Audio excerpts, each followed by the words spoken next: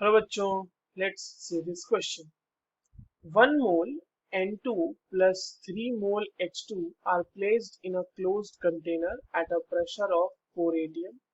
The pressure falls to 3 atm at the same temperature when the following equilibrium is attained. और equilibrium हमारे पास given है N2 gases plus 3 H2 gases giving 2 NH3 gases. The equilibrium constant Kp for the dissociation of NH3 is. देखिए ये जो हमारे पास equilibrium given है इसके reverse reaction के लिए हमसे केपी की वैल्यू पूछी जा रही है और ऑप्शंस हमारे पास गिवन है 1.5 10 टू दी 1.5 का whole cube divided by 0.5 atm atm raise to the power -2. Second option है 0.5 into 1.5 whole cube atm square. Third option है 0.5 into 1.5 whole cube divided by 3 into 3 atm square, and fourth option says 3.3 divided by 0.5 into 1.5 का whole cube atm raised to the power -2. तो चलिए बच्चों इस question को solve करते हैं और सबसे पहले ये देखते हैं कि इस क्वेश्चन को सॉल्व करने के लिए हमें किस की कॉन्सेप्ट की जरूरत है. देखिए की कॉन्सेप्ट की अगर हम बात करें कि इस क्वेश्चन में क्या यूज होने वाला है तो वो है हमारे पास बेसिकली इक्विलिब्रियम कांस्टेंट. हमें इक्विलिब्रियम कांस्टेंट निकालने आना चाहिए and if we know that we can easily solve this question, right. अब हमारे पास जो बच्चों इक्विलिब्रियम है थोड़ा सा उस पर गौर करते हैं. तो जो हमारा इक्विलिब्रियम गिवन है वो है कि N2 gas is reacting with 3H2 gas and it is forming 2NH3 gas. ठीक है. एक चीज हमारे पास क्वेश्चन में गिवन है कि T इज इक्वल्स टू 0 पे N2 का हमारे पास 1 मोल है और H2 का हमारे पास 3 मोल है. ठीक है. अब देखिए अगर इसको हम प्रेशर के टर्म्स में रिप्रेजेंट करना चाहें तो T इज इक्वल्स टू 0 पे क्या होगा वो भी देख लेते हैं. टोटल प्रेशर हमारे पास T0 पे दिया हुआ है 4 atm. ठीक है. और अगर हम प्रेशर निकालना चाहें इंडिविजुअली तो प्रेशर ऑफ N2 क्या हो जाएगा बच्चों वहां पे. प्रेशर ऑफ N2 हो जाएगा total pressure into mole fraction of N2. ठीक है. तो मोल fraction of N2 into P total. तो मोल फ्रैक्शन कैसे आ जाएगा, number of mole divided by total number of mole. और आप देखो टोटल नंबर ऑफ मोल कितना हो जाएगा 1 + 3, क्योंकि एट टाइम T0 सिर्फ N2 और H2 ही होंगे हमारे पास. तो ये कितना हो जाएगा 1 + 3 that is 1/4 into P total which is 4. तो हमारे पास जो प्रेशर ऑफ N2 है एट T0 वो आ गया 1 atm. और similarly if we calculate about the H2 तो वो हो जाएगा mole fraction of H2 into P total. तो ये भी हो जाएगा 3/4.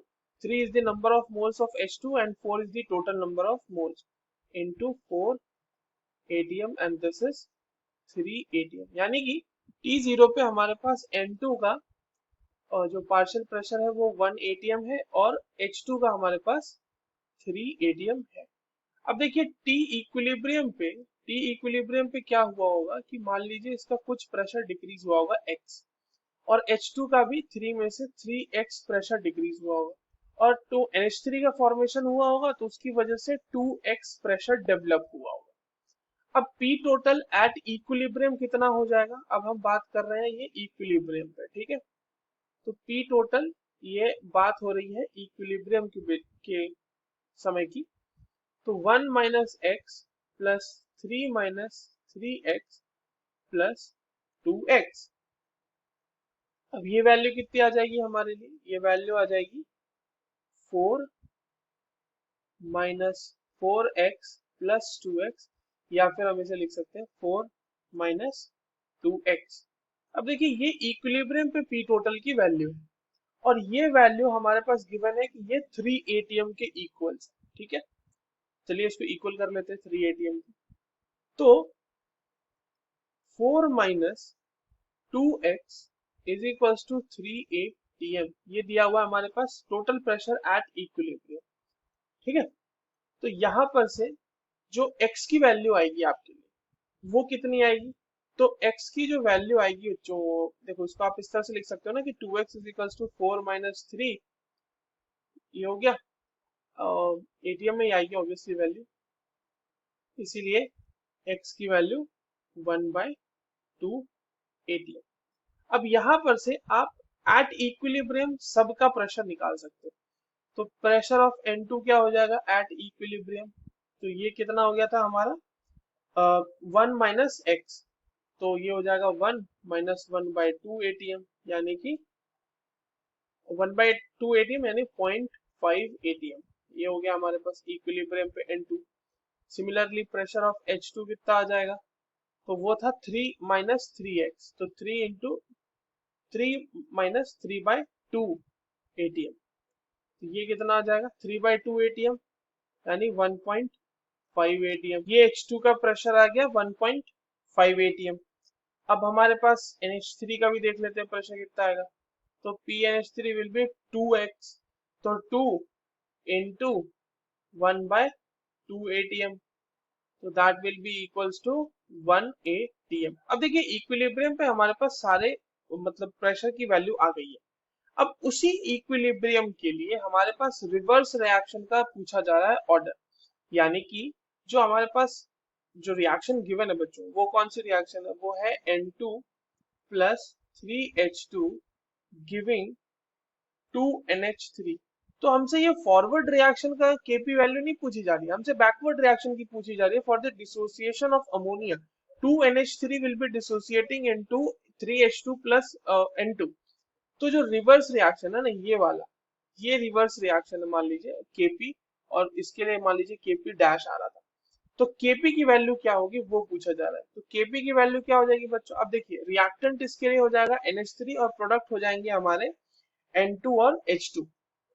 तो ये क्या हो जाएगा pressure of N2 into pressure of H2 whole cube divided by pressure of NH3 whole square.